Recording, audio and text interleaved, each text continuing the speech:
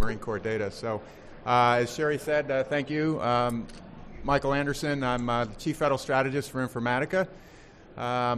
Since the past 2 years or so, I've been looking at what the government's been doing, and in this case, the Department of Defense, and narrowing it down here in Navy Marine Corps, on what's going on with data these days and how we're using it to really get at what the bottom line is make better decisions based on evidence and data. And so to get our arms around that, there's a ton of stuff going on, not only in the Department of Defense, but across the federal government as well. And we can talk about that a little more as we go.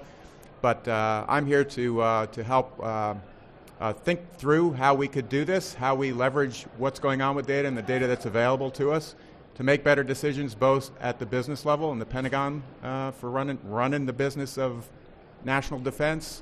And then as well, probably most importantly, and for us here today, is how we're using data down at the edge and in the field so commanders, soldiers, sailors, airmen, and Marines can make the decisions that are based more on evidence than just the training and gut instinct that we've done in the past and the experience they have. So glad to be here. Thank you. I look forward to this, and I really look forward to hearing these two guys to our left who are really driving the change, at least across two of the services. So turn it over to Greg. Go ahead.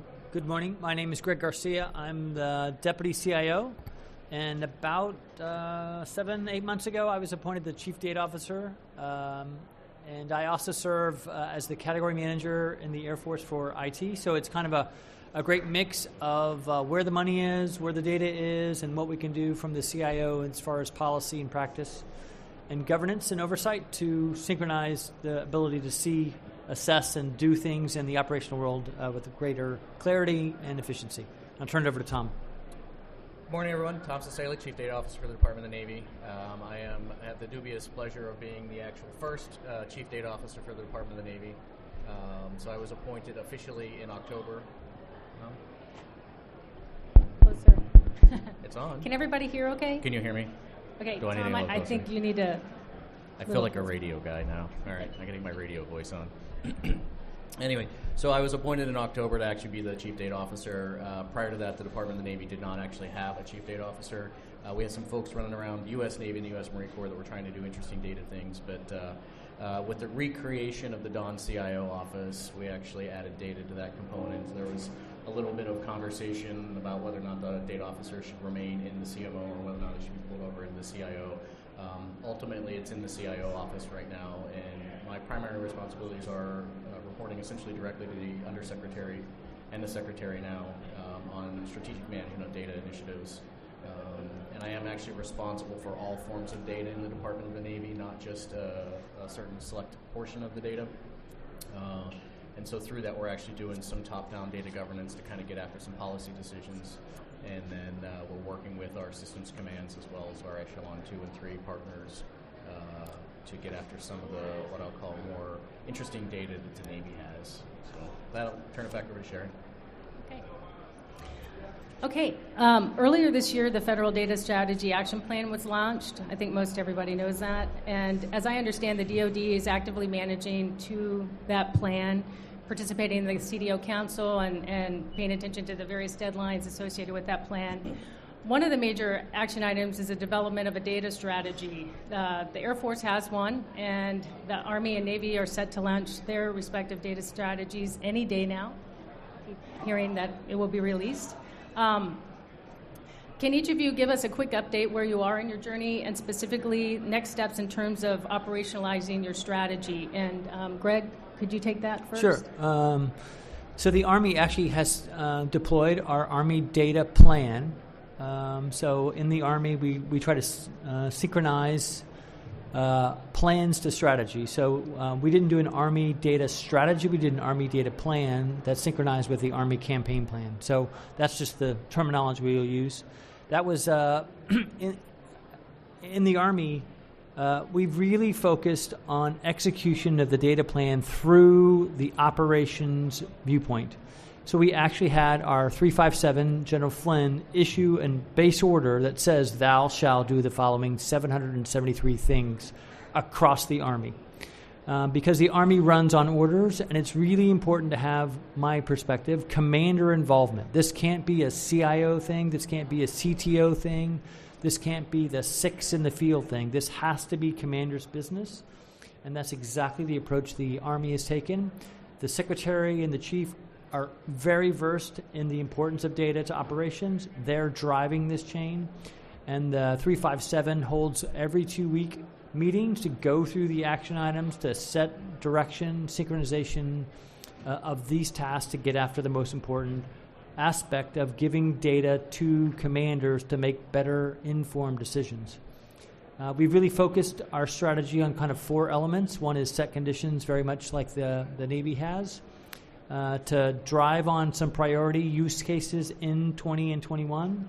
We specifically are looking at the JAD-C2 Joint All-Domain C2 landscape for what we would say long-range precision fires, which is how the Army contributes to the joint fight through our multi-domain operations and long-range precision fires. That use case is delivering every 2 weeks iterations of data and capability, and that's been going on for probably the last maybe 5 weeks. So we have something that gets delivered, updated every 2 weeks, and that is reported out through Army Futures Command. And that's really forming this operational technical architecture view of how this all should work in the future. How we've kind of focused on the 4 mission areas approach versus domains approach, really for efficiency and accountability.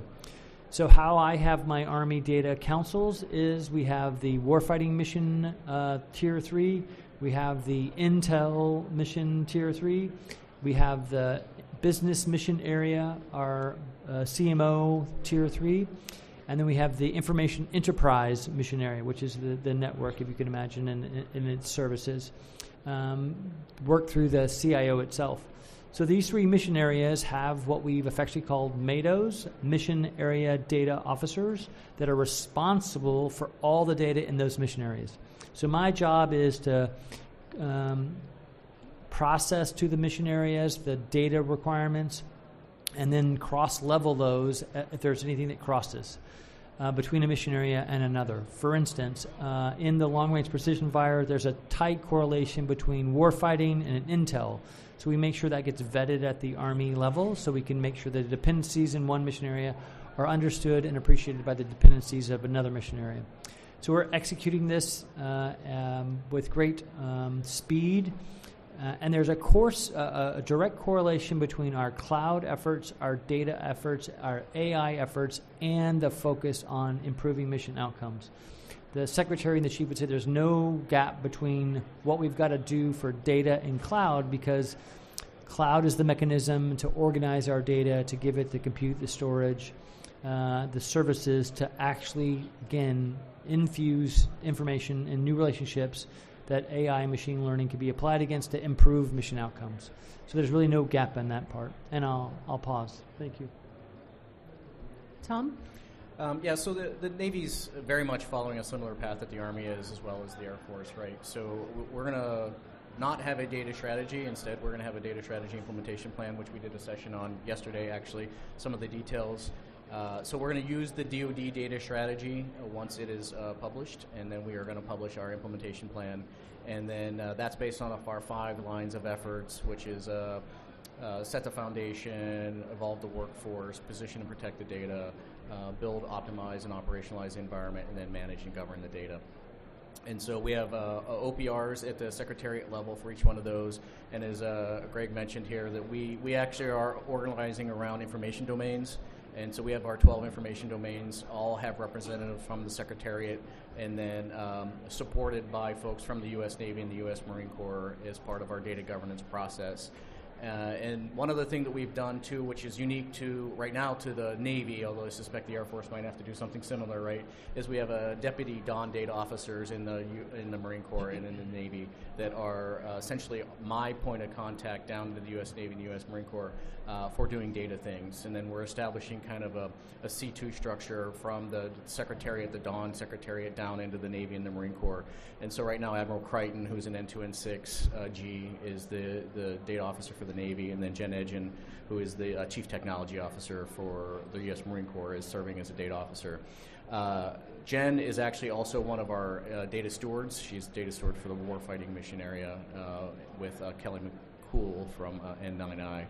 So we have a pretty aggressive timeline we're trying to get after. We are admittedly behind both the Air Force and the Navy, or the Air Force and the Army, in some of our implementation. But the Secretary Modley understands the imperative that we're after here and the timelines that we're looking for, and so he's given us some pretty aggressive targets. Just last week, they funded a big major data initiative for us to get after some of our enterprise data analytics and data curation problems.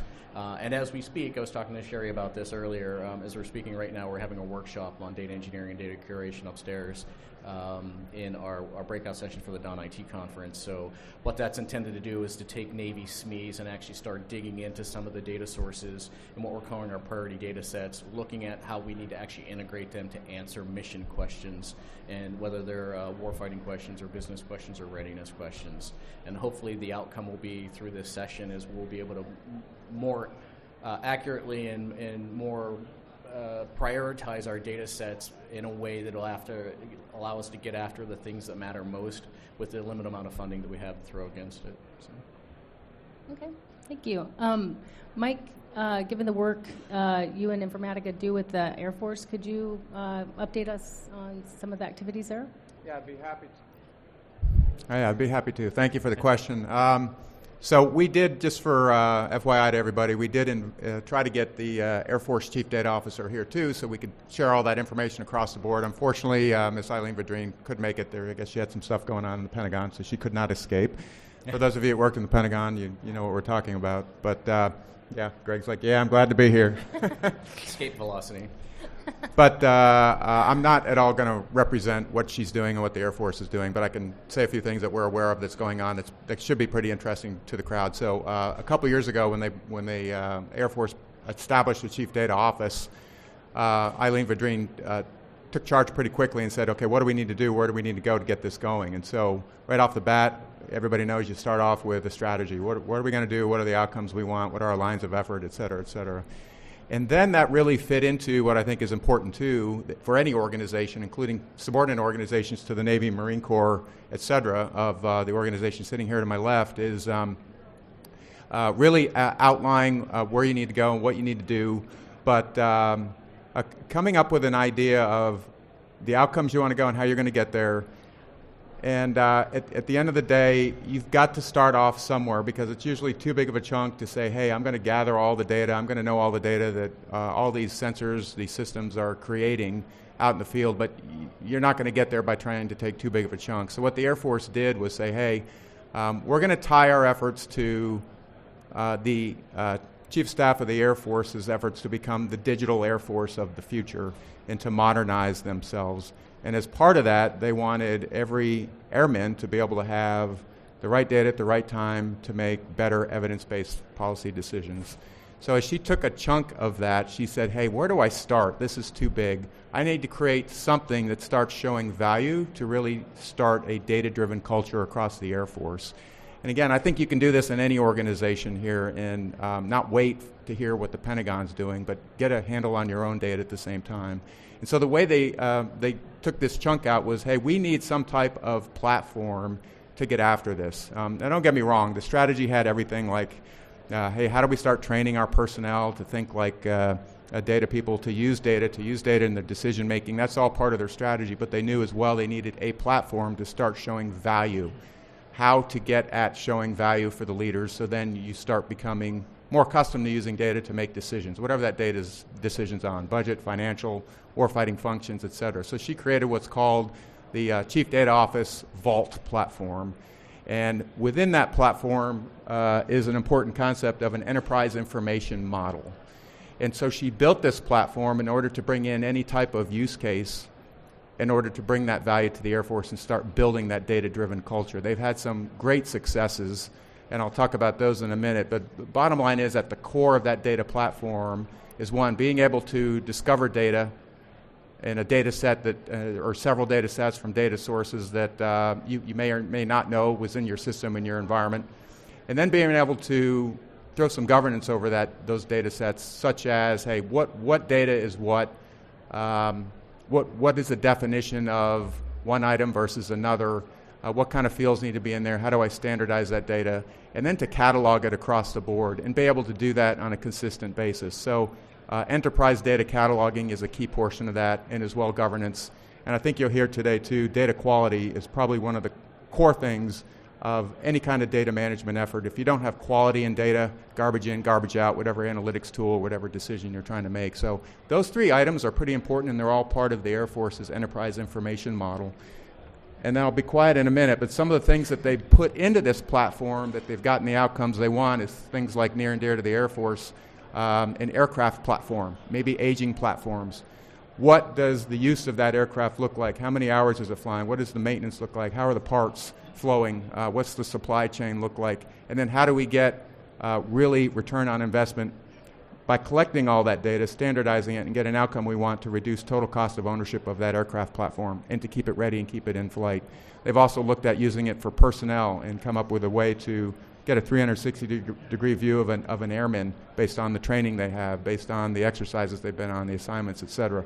So they've taken that, and I think they're building great value in the Air Force and helping change that, change the organization into the Air Force's digital, new digital Air Force by creating this platform, having those key components in it, and going out and finding some use cases to put through that platform with an outcome that shows value. So I think that's pretty important for other services to look at, and the DoD Chief Data Officer as well as they're coming on board. Thanks, Sherry.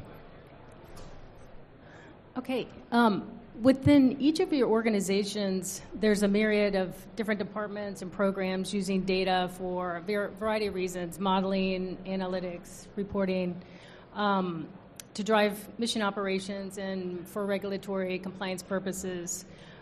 Much of the data being used across different domains are redundant, and in some instances within the Navy in particular, there are different sources out there that are authoritative. Can each of you discuss how you plan to break down some of the existing silos and what steps you're taking to create a culture of sharing the data and leveraging it across the data across the organizations? I'm going to go with Tom first. Okay. So I just want to capitalize on what Mike said, because that's really how the Navy is going to start getting after some of these issues about the duplication of energy and this notion of authoritative data sources, right? Just to be honest and sort of blunt, we've noticed in the Navy that we don't actually have authoritative data sources. What we have is authoritative data elements in a system. And it actually might take a number of different systems and those individual elements stitched together to create an authoritative picture of whatever it is you're looking at, right?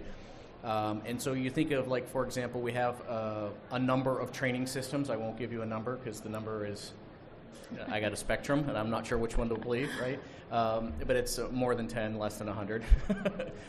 So which system do you go to say that that's the system that says that I got trained on something, right? And so, for example, my training to be a supervisor is in one system, my cyber training is in another system, and they're run by completely different people, right? But as part of my training record. Some of them are synchronized with DMDC, so we end up with that kind of snapshot view of a human being, and some of them are not, right? So the Navy is actually partnering with OSD to slice off a little piece of Advana to create an enterprise data environment, which is equivalent to the Army's Army Leader Dashboard or Vantage 360 and what is the Vault platform in the Air Force, right? And so we hope in a few months, this is we've been working on this for a while now, but we finally secured some funding, so we're going to start working on that very closely. And so this notion of having domain data models which are unique to the domain and then an integrated enterprise data model is something that we're going to be focusing in on with a tremendous amount of energy. And the way that we're doing this is we're going to drive this with use cases. One use case on the warfighting side and one use case on the business side is where we're starting. It's a target-rich environment. We can start with a lot of different use cases, but we don't want to fragment our efforts too much. We want to actually get some outcomes out of this. So we are going to use the JADC2, the Joint All-Domain Command and Control use case paradigm that is being worked in the Joint Staff and through OSD as one of our warfighting efforts. And then we're investigating as we speak kind of what our business use case is going to be. I think we're settled in on some sort of readiness supply chain questions that actually contribute to the joint warfighting effort. Do we have the right equipment? Is it manned properly? Do we have the right training? So that when we do a call for fires, it'll actually be effective for the outcome, right? And so that in that we're actually working very closely with the N4. If you guys are familiar with the NOBLE program, it's the new integrated supply chain maintenance, overhaul, and repair kind of solution. And so I'm actually spending some time tomorrow with the program office to kind of talk about how we're going to start integrating things in that regard. Now, the NOBLE program, as well as things like MPT&E, otherwise known as My Navy HR, and Navy ERP are the kind of 3 800-pound gorillas that we have in the Department of the Navy. Those are kind of our launching points for a lot of our back office data, and because they are already programs records and they exist. The challenge that we're having, which you alluded to, and Mike talked about a little bit, is how do we find all the little individual nuggets of gold when it comes to the individual systems, and say, what information do you have that is useful for someone to make a decision on, or for someone to make some sort of command action on. And so I actually would encourage anyone who has something in mind, like I work at Nywood Plant and I use this system every day and I can't do my job without it. If it's not one of the kind of 3 big ones, which is probably not, right, we'd like to identify these. So on my whiteboard in the office, I actually have a list of, right now we have identified 26 integrated data environments. And so I would argue if we have 26 integrated data environments, they're not so integrated. So for their domain, they might be fully integrated, right, but not integrated across domains, right? And so that's one of the other barriers we're trying to break down, because I spend a lot of time talking to people, and everyone kind of say the same thing, right? We need financial management data, we need people data, right? We need logistics data, and so all of these environments have some sampling of those in it to the most end, anyway. So that's where we're really focused over the next 6 months, and I call this, not to demean it or not to denigrate what we're working on, but it's relatively mundane data management, right? It's forming the foundation of the pyramid so that we can get to the higher order analytics, so we can apply artificial intelligence and machine learning for mission outcomes, right? But you got to know where your data is. You need to know what the data is. You need to know what its controlled vocabularies are, or the master data management, right? Before you can actually start applying algorithms and integrating data and producing clean, curated data for use at a higher level of analytics, and move from that kind of descriptive, prescriptive over into predictive analytics. So. One of the things that I've struggled with is this application system rationalization, right? We've been doing that for how long, right? A decade, 2 decades. So really I think what I would espouse is this idea of data rationalization, right? So what is the data you need to make the decisions? Don't worry about what system it's in and what application it's in, and do data rationalization. So one of the things that Tom briefly mentioned was our Army Leadership Dashboard. We moved 135 data sets, not 135 applications, but 135 data sets to inform leaders of how to piece together, stitch together a different view of all the data sources. So this idea of, sort of if you remember the cloud first strategy, right? We moved a bunch of stuff to a bunch of places. I don't know if anybody's ever PCS, but you get that box that has 5 stickers on it, and you have no idea what's in the box, but you're paying for it to be moved every time you move. Right? So if anybody's been through that PCS move, those that are laughing know exactly what it is. It's that 3 boxes. You have no idea what's in there. They have 4 or 5 PCS stickers on there, but you still move it, and you never open the box. We did that with a lot of applications and system migrations to the cloud. And that really left to a lot of dispersion of value. We've not achieved the value that cloud promised, right? So I think what we have to do is think about data rationalization. Sort of an insight-based approach. If you knew X, how would you make decision better? Ask commanders, ask mission owners, what would you like to know about the decision you're about to make? And then go find those data sets and then do the curation and validation process. How we've done that in the Army through our Army data plan is through the MADOs, the Mission Area Data Officers. There are domain data officers, there's data stewards, and there's a very prescribed process that they have to attest in writing that their data is ready to be used at the enterprise level, and it's been curated to a state of readiness, data readiness, to be folded into Army big decisions. We are also on the verge of having the Secretary and the Chief sign out a list of data service requirements. Again, this is going to proclaim sort of the principles of what our data is going to be. I have this vision. I shared it a little bit with some of these up here, but I believe as you design a system, we always start with the operational view, right? So the operational architecture. I attest now that we get that wrong 90% of the time now, because we know we design on what we think the operational scenario is going to be, and then tomorrow, the next day, we rethink that operational architecture. And what happens is when you define that operational architecture, you lock down how you're going to solve that problem through a systems architecture. And what people do, you heard it in the acquisition panel, is people begin to then weed out what they believe is extraneous things to that solution being provided. That's why today we have many weapon systems that don't talk to many weapon systems, because no one thought they were going to talk to each other in the future combat war. So these data service requirements are going to be foundational. You must be able to expose your data. You must be able to have cyber security at the data level. You must be able to have it in the catalog. All these requisite requirements that don't let you waive those data standards because you think your operational architecture doesn't require that. I don't know if anybody's ever read the Net Readiness KPP manual. Anyone out there? It's really not good reading, but it says the Net Readiness KPP applies to all programs, right? You think that's really important. The next paragraph says, unless you don't connect to the enterprise network, right? So think about that. That's almost every single platform doesn't connect to the enterprise network. So they automatically are not net ready because there's some PM that says, hey, that doesn't apply to me. So again, we have to build these standards through principles in every system that we build, because I guarantee you the operational view is going to change over time, and that's what JADC2 is exposing. We are going to connect things that were never thought to be connected before. And what happens is, the way that, I don't know if you're any Lean Six Sigma black belts out here, but there's no way to get that information through that process timely at the speed of need. It literally will take you, a moving target, how long do you have to hit a moving target? Even stationary targets, right? So if it takes you days to process that information to target something versus seconds, which means that the technology is going to have to drive .mil PDF process changes.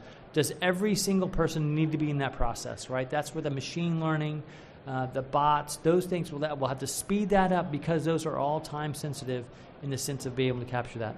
So for what we've done again is data ownership, data accountability. So what data sets you have, and they're all housed in applications and systems, but it's really a focus on the data stewards, data champions, and then how to pull that through, as Tom highlights, is we're all approaching mission threads to expose that insight required, expose the disconnected, connected required, and then working through those use cases on an insight-based approach, and then form those relationships through standards.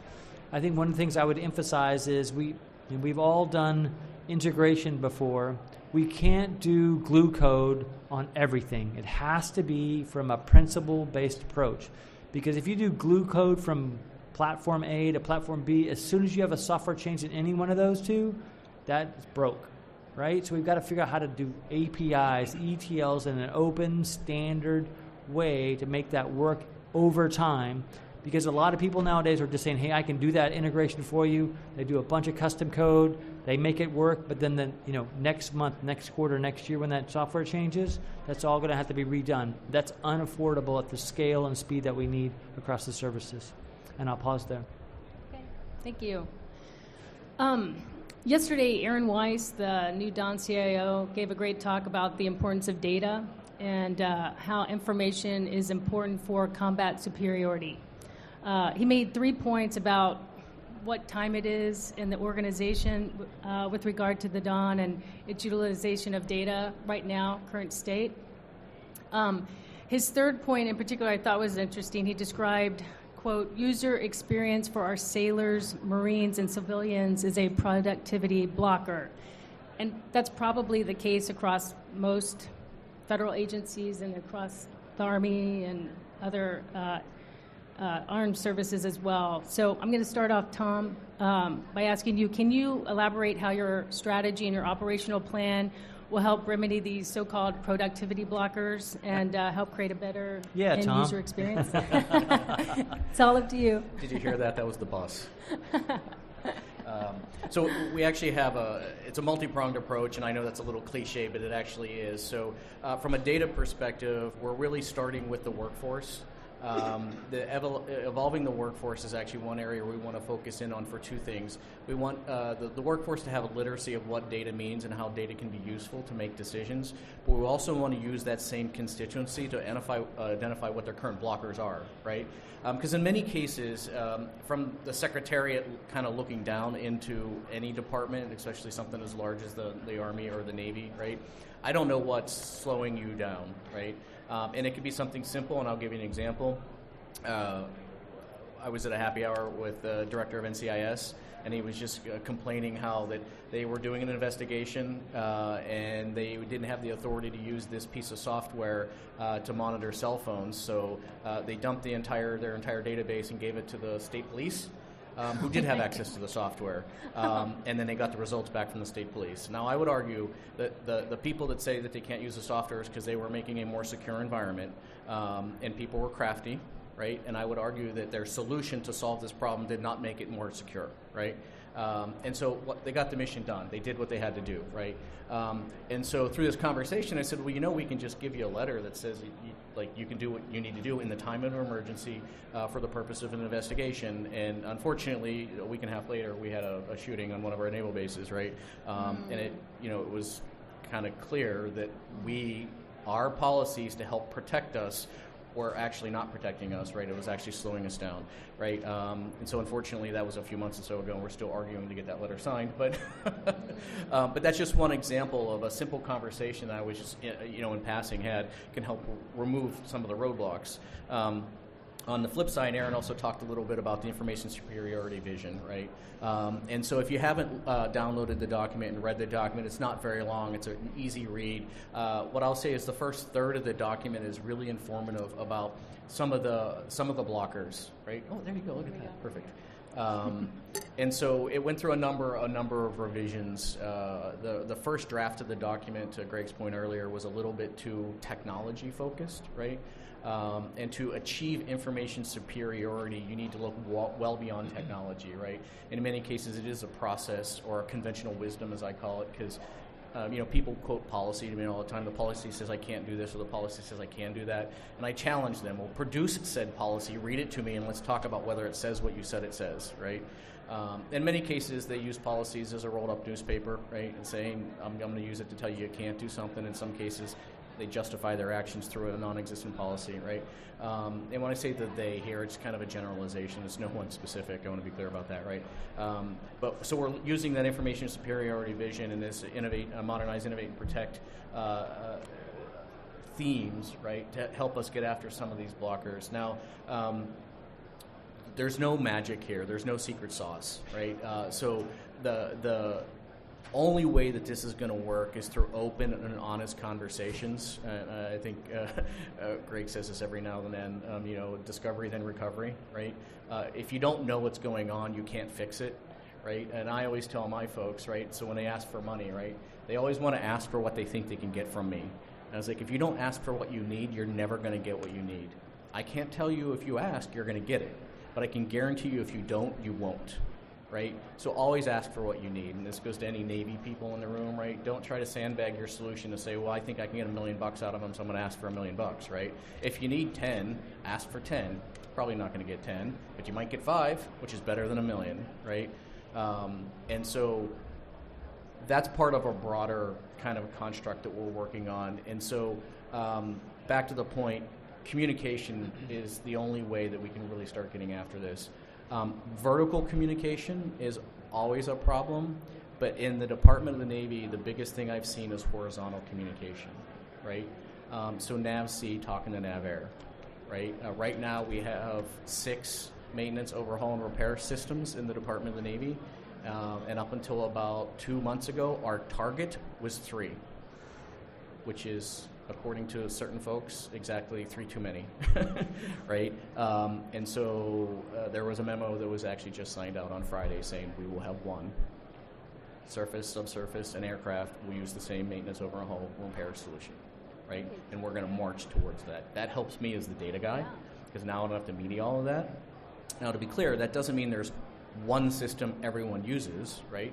Because we want to tailor the aircraft and the subsurface and surface things to do the things they need to do, but we will all contribute to the greater good by contributing our disparate resources to one development, not multiple developments, and fragmenting our environment. I think that's a good stab at it. I don't know that I really answered the question, but I'll turn it over.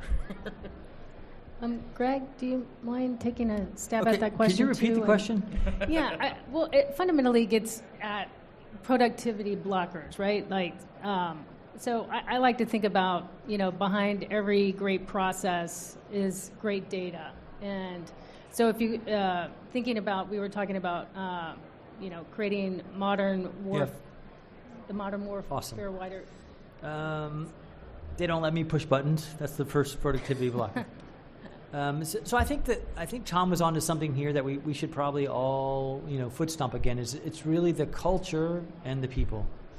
The Army priorities are readiness, modernization, and reform, and the chief has been very clear about our greatest resources are people, but we've got to help those people understand what the future really is. We've talked about before about data literacy and training.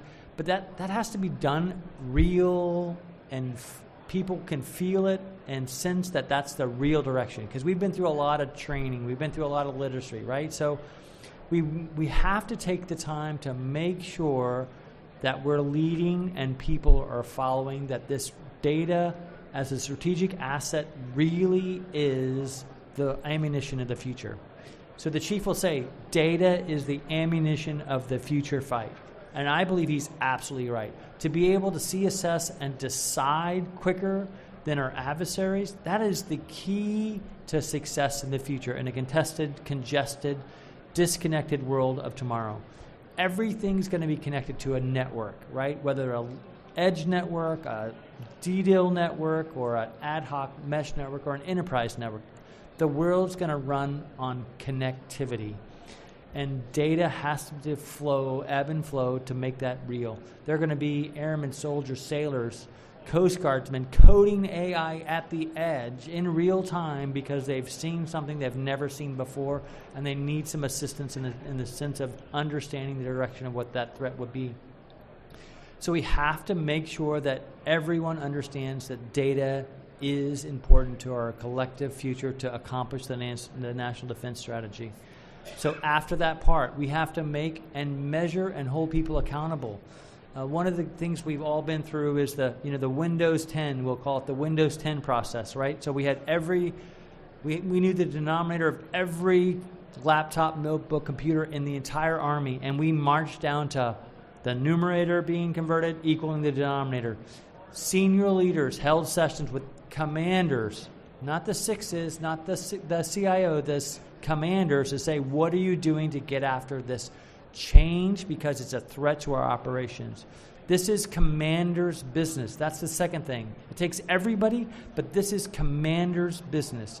If in the opening ceremony between the commandant and the CNO, they should be saying data is the ammunition of the future fight, because without their support, this is going to be an IT thing that will come and fade. This has to be commander's business. That's the second, because when it's the commander's business and you have the 3-star from Futures, the deputy commander briefing the undersecretary on what they're doing to get after this, it's going to get done because it's commander's business. This can't be something that's assigned to an action officer at some level that's going to try to do this in addition to a different job. Third thing is we have to hold these use cases to understand and learn. We have to be a learning organization because we don't have it right. I don't know anybody that has it right. I recently visited a company and they just basically said, hey, this is what we're going to do. We're going to find, again, discover and recover. We're going to find out what doesn't work, but that's very valuable. So you got to celebrate the discoveries. When I find out that I can't talk from A to B, that should be a, wow, that's great. Now let's go fix that. So those are the big 3 things that I think we could do to get after the non-productivity aspects. And I would like to note that both the Commandant's guidance as well as the CNO's guidance, for the first time in the history of the Department of the Navy, has a section about data. right? I would argue that they haven't quite got to the data is the future ammunition, at least in the Department of the Navy. But I personally briefed both of them on data, and they get it, they understand it. One thing that we are struggling with, though, is how do we make it real to them, right? And so what I like about what happened in the Army during my time there is the Army Leader Dashboard made it real for the senior commanders. And more importantly, the Chief of Staff of the Army, who's now the chairman, right, looked at his commanders, looked at his 3 stars and his 4 stars and said, you will use this system to make decisions about our future force. And if you come to me with a request or an ask that can't be backed up by this system, you can go back and try again, right? And it took General Milley, who's a spirited human being, to make that decree. And so I would hope and I would expect at some point in the future that the Navy does something similar, the Department of the Navy. I know the Commandant's already there. I don't know about the CNO. So I'm hopeful that that will be the case, and so we're following a similar path that the Army has been on and it remains on. So, and the Undersecretary at the time, now acting SecNav, did see ALD, and he was very intrigued by what he saw. And he looked at me square in the eye and said, how quickly can I get one of these? And I looked him square in the eye and said, how quickly can I get some money? Right. So here we are. Yeah, I think what you're hinting at is there's a maturity process that has to take place and grab hold in the organization and sort of spread and building that culture. And so I'm going to ask you, Mike. You served in the Army, retired colonel, and you've worked in the private sector now for about 10 years, working closely with the Air Force, the Navy. I'm kind of curious, across the DoD, what do you see as the biggest opportunities to mature data capabilities across the DoD? Thanks, Sherry. So I'll be a little shorter this time. Some of you have heard me speak before, might have heard me talk about a data trifecta, if you will, or a data trinity. I actually call it a data trinity. So while you're here, everybody here is somehow involved in technology, and there's some significant technology advancements and breakthroughs happening globally today that we as a nation can't lose out on. And I think this is important across the board. And I think from what you hear here from my 2 colleagues, this is why this data is so important, and it is commanders and its leaders' business. What are those new technologies that are coming up? Okay, we've all heard about 5G. We know that's going to be important for DoD and for the nation as a whole to catch up to some of our peer adversaries because we're a little bit behind now. 5G, okay, set that aside. Quantum computing, we've been hearing about that for 5, 6, 7 years. It's continuing to become a closer reality, but an important thing for our country to get a handle on. Just think encryption data being able to be broken in seconds with quantum computing versus the safety we have with encryption today. And then lastly, and if I had to prioritize these 3, this would be at the top of my list. The newest technology is going to have the most significant impact on the world, on the globe, and on our national defense is artificial intelligence. So artificial intelligence is just the beginning. It's been around for a while. We're talking about automating some small tasks so humans don't have to be in the loop, or they can just double check. There's a concept too, if any of you have done any reading on artificial intelligence, about artificial general intelligence, where you reach the capacity of the human brain to make decisions. And then there's it's called different things, superior intelligence, where that type of capability and technology now surpasses the ability of the human brain. You'll read several things. We're 10, 20, maybe 30 years out from that ASI. We're closer to AGI than I think we all realize. We look at some of the R&D going on today, and we're already doing AI. But when you look at that, and you look at the National Defense Strategy, and you hear our leaders talking, artificial intelligence is the new arms race. We cannot allow our peer adversaries, and I'll just throw them out there, you know who they are, China, Russia, and then some other lesser ones, but really China and Russia. We cannot allow them to get advanced technologies around AI before we do, because then when you get it, similar to the nuclear race back in the past, you're able to dictate the norms, the terms of use, ethics and morality around the use of any type of technology. We have got to get there first. So if you look at a trinity of data, what I'm talking about, just imagine a simple Venn diagram with 3 circles, right? At the top, you've got artificial intelligence. You can throw and machine learning in there. Closely followed by that is a circle that has cloud, and then the last circle is data. And data really is the last one on the bottom that feeds all of that and is the bedrock. because you really can't get to artificial intelligence without the mass amounts. You can't get there efficiently or effectively without the ability of the cloud with the scaling and the storage of mass amounts of data. And to move to the cloud, you've got to have data straight to begin with. I mentioned before, garbage in, garbage out, and everybody went like this. So data is the boring part. It's not the sexy artificial intelligence and the algorithms that are going to give you the impact and the outcomes that you want, and they're going to eventually reach to ASI and AGI capability. But getting the data right is the plumbing that needs to be done to be successful in artificial intelligence. Clean data, integrated data, data that's been cataloged, can be understood, can be accessed. You know the lineage of that data. It's trusted. It's governed appropriately. And eventually, as well, you want to master that data. That's kind of the gold ring of that plumbing. So I think it's important to think about, when you talk about and you hear about the arms race around artificial intelligence with our adversaries today, it all starts with the data. So what these gentlemen are doing here to my left and what the leadership is focused on today with all these strategies in the Department of Defense is key, and it is going to change the way we live and the way we look at national defense in the future. It's all based on this data. So if you're in charge of data somewhere in your organizations, hopefully you're listening to what these gentlemen are saying, you're keeping up on this, you're doing what you can within your realm today to get that data ready, clean, hygienic, trusted and understood and accessible, so you can feed their projects they're working on, and so we can all get to the point where we win this new arms race, and that's towards artificial intelligence. I can't emphasize enough, data is the core of that, and the plumbing is the core of that. That's why what we're talking about here today is really important from a big picture. Thanks. It's time to open it up to audience questions. Does anybody have any questions for the panelists? Yeah, do you mind going to the microphone? Thanks so much. If you don't mind, tell us your name and what organization you're with. Sinclair Harris, Old Sailor. So, talk about the training part and the education. And, you know, everybody's got a different idea of what they think AI, AGI, ASI data is. How are we going to get the training part done to help remove the blockers? Is Mr. Kroger working with you with the education for sea power? How's it coming? Yeah, so the Navy's done a couple interesting things over the last couple months, I'll call it. So to Greg's point earlier, we don't want to just create another like trophy training for data, right? Where you got to annually train to prove that you're literate on data, right? So it's not so much the CLO as much as mRNA, because theoretically at the secretariat level, mRNA owns both the civilian and the military folks. Mr. Kroger is really focused on one half of that, right? And then we have a human capital strategy from mRNA who's focused on the other half of that, right? Combined with the new N7, right? And so, you know, part of the .mil-F PFP, right, training is the core fundamental of that, right? And so we do have to segment, at least for the Department of the Navy, I suspect the Army's probably similar, train our civilians and our military folks a little bit differently, right?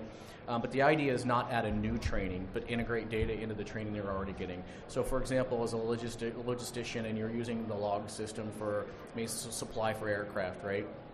In that training, rather than just teaching you on what box to click and what field to type in, explain what that field is for, explain who's going to use it in the possible context for the questions, right? And amplify that training to really to give them the context for how the data is used. So it's entirely possible that that thing you're doing on your ship might lead to some artificial intelligence decision downstream, right? And it's really important that you understand the context of what quality means, what timeliness means, what accessibility means in terms of data. And so that's kind of the approach that we're taking. We have just started the evolution of the workforce component. And so we are working with a variety of different people across the commands. We're trying to leverage some things that have already happened in AFCEA and NavAir. So there's been talk about things like Coursera and Pluralsight. So from a CDO perspective, I'm really interested in like these micro degrees, right, for people to get degrees in data science and data engineering. But that doesn't really help provide the context from the Department of the Navy perspective. So we're trying to figure out how to amplify what I'll call traditional educational work in terms of like getting degrees, with combining that with what is the business of the Department of the Navy and how do we factor that in to show value in the data. So we're just at the forefront of that. Again, I'll make an offer to anyone out there. If you have ideas, let us know.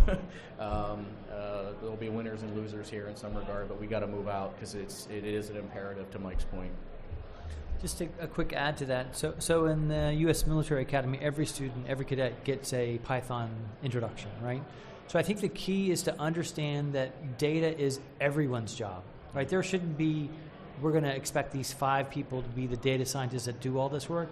Every single person needs to figure out how they use their functional specialty to derive and add into the mix their aspect of data. So the logistician, the HR person, they should all be thinking about, well, what if I knew blank, how could I do my job better? And that will accumulate to a greater, higher after effect of that. So again, there's introductory training, there's nano degrees, there's micro degrees. It's about how we make this culture of data being important to every discussion. That's the most important. And there's several ways to get after that. And I just do personally to add to that, it's a matter of time, right? So the people that are joining the military now come from a data native culture, right? And so we can't wait 25 years to quote unquote flush the system, but it will happen, right? We're just trying to accelerate the process, I would say. So Scott Kinner with Marine Corps Tactics and Operations Group. I wanted to follow up on that because I just don't agree. So the digital natives are digital users. That's different than a data culture. And so my question originally was, DoD's culture is distinctly disincentivized to do anything you're asking it to do. So training and educating, we do annual training every year to questionable effect. So I do have a question, not a manifesto. So what are we going to do to break the culture? Do we need to basically say, like, stop worrying about the data you have because it's irrelevant, it sucks. We want to come in and say, what's the problem we need to solve? Let's start with a clean slate and build the data to get there. That's kind of a statement, but it's also a question. I just disagree that we're going to educate our way there. I think the culture needs to be broken in a way to create space. So well, so to that point, I was actually in a training class years ago, and one of the professors said something that I thought was really profound. There's no such thing as changing a culture, right? You can create a new culture and have people adopt it, but you're not really going to change the fundamental being of an organization, right? So I don't really have an answer to your question because we're still struggling with that, but what I was saying is we do need to create a new culture and have people see the value of doing it differently, and then have those leaders, right? A handful of folks show the value, and other people will glom on and say, hey, like, I like what he's doing, I want some of that, right? And that's where you lead people to a different path. I think you call it the bell cow, right? Which is a good analogy. Mm-hmm. So I have a few ideas. Tom's absolutely right, but to change that data culture, I think in the near term is there's 2 things we can start doing. One, senior leader education and training is key. So as we start sending our 05 promotables and our 06s to the Naval War College, in the Army War College, other senior service colleges, we've got to start educating them and showing them how data can make their decisions when they go back out in the field and they lead troops better. Because we are reliant too much, as I think it was Tom said earlier, on experiential decision making. We know that works well, and it has in the past. It's not going to work anymore in the information age. But see, if you take that experience a commander has with 30, 35 years in the military, and then you add this evidence-based decision-making based on the data collected and management, you're just going to make those decisions exponentially better when you combine them with human capability and experience. That's one. Get to the senior leaders now. I think some of the schools have started doing that. They have, yeah. I haven't been out to any of them lately, but if we're not, we need to start doing that. You're going to get the native data folks entering the service now already familiar and comfortable with that environment. The senior leaders are not, for the most part. We've got to fix that. Number 2, build it into exercises and training. We do joint exercises all the time. The Army goes to Fort Irwin. You have naval training exercises out of Catalina Island, out of San Diego here, etc. Build that in to make commanders make decisions based on not just experience but data as well. And you can build that into an exercise. Very similar to what we had to do with cybersecurity. over the last decade. Again, Fort Irwin National Training Center, pretty much ignored even for the first 5-6 years of Army Cyber Command's existence out of Fort Belvoir. We changed that by building into the scenarios and making commanders and troops make decisions based on the cybersecurity domain. We've got to do the same thing, I think, with data here in the future. And I do think that is what OSD is trying to do with JADC2 by using the exercises to identify the gaps. And then to the extent possible, remediate those gaps right then and there. It brings that visibility, that awareness to the problem at a completely different level, right? Because I'll be honest with you, a lot of folks generally, but the military, right, they adapt, overcome, right? So when something's broken, they'll work around the system, right? So that doesn't really help us fix the problem systemically, right? It does get the mission done, but we need to get to some of the root cause and the systemic issues. Just one quick thing on culture. We have an awesome culture. Don't forget about that, right? We have an awesome culture in our departments and our services. We solve the nation's most difficult problems.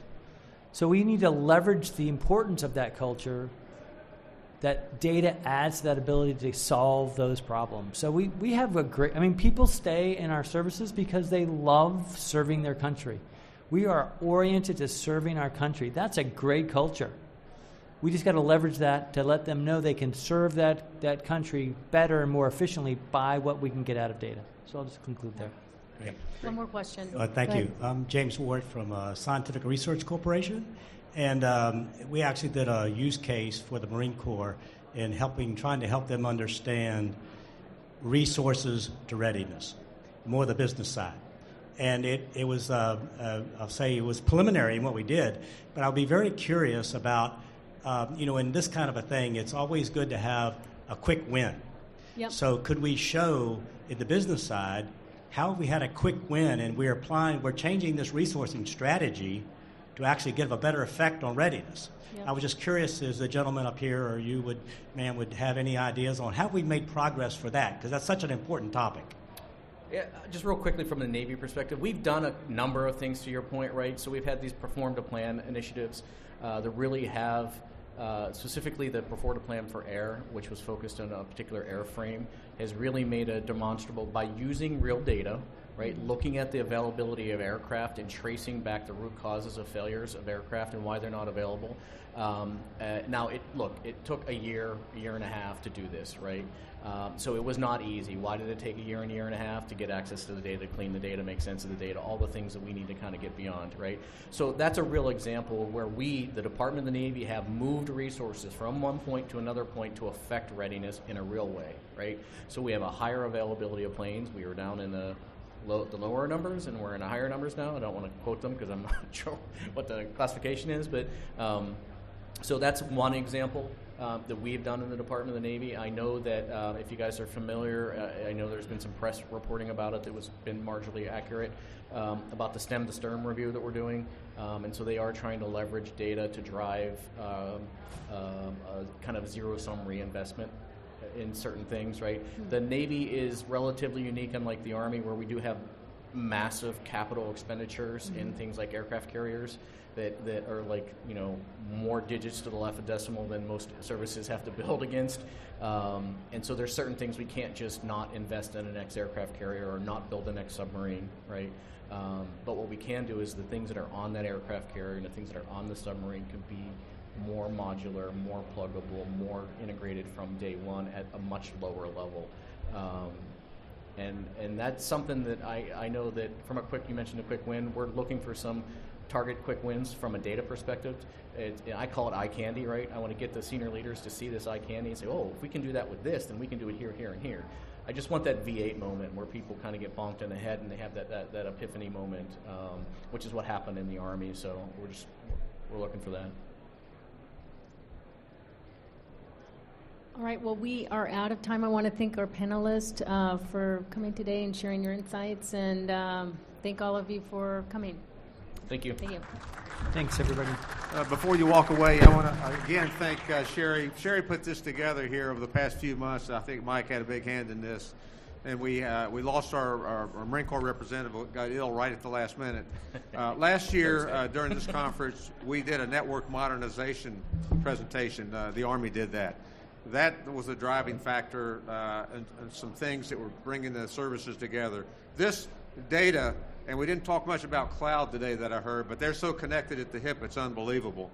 And if you will take it one step further, when you get back into the cybersecurity maturity model, which everybody's familiar with, you're going to have to be a part of that too to begin to get into the data opportunities that are out there. So I really appreciate this panel coming together. And a shout out for the Army here real quick.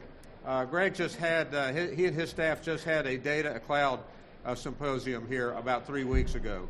AFCEA was fortunate they asked us if we'd help with the registration. It sold out in two and a half days, and people couldn't get in. But that was a stab through some breakout sessions and some presentations of how to get our hands around this session. But once again, thank you all for attending. The lunch today that kicks off here in just a few minutes is Admiral Davidson. He's the commander of Indo-Pac. So if you got a lunch ticket, start moving down that way. There's a couple sessions this afternoon from MCTISA, and you're going to hear some program managers give some pitches this afternoon to some opportunities there. Thank you again very much for the panel. Thank you.